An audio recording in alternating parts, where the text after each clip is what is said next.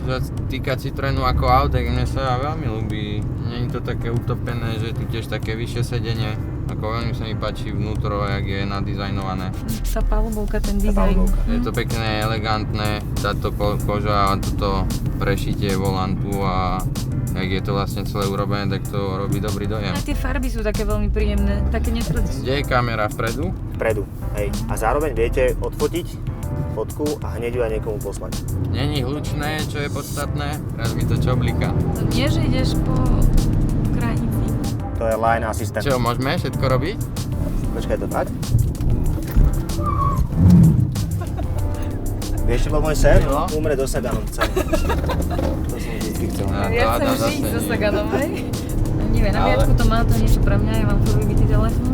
Táto kombinácia bielo-červenej je veľmi zaujímavá. To, čo treba normálnemu človeku na to, hlavne aby mal kde dať na kúp, jak sa hovorí. Kufor mal veľký celkom.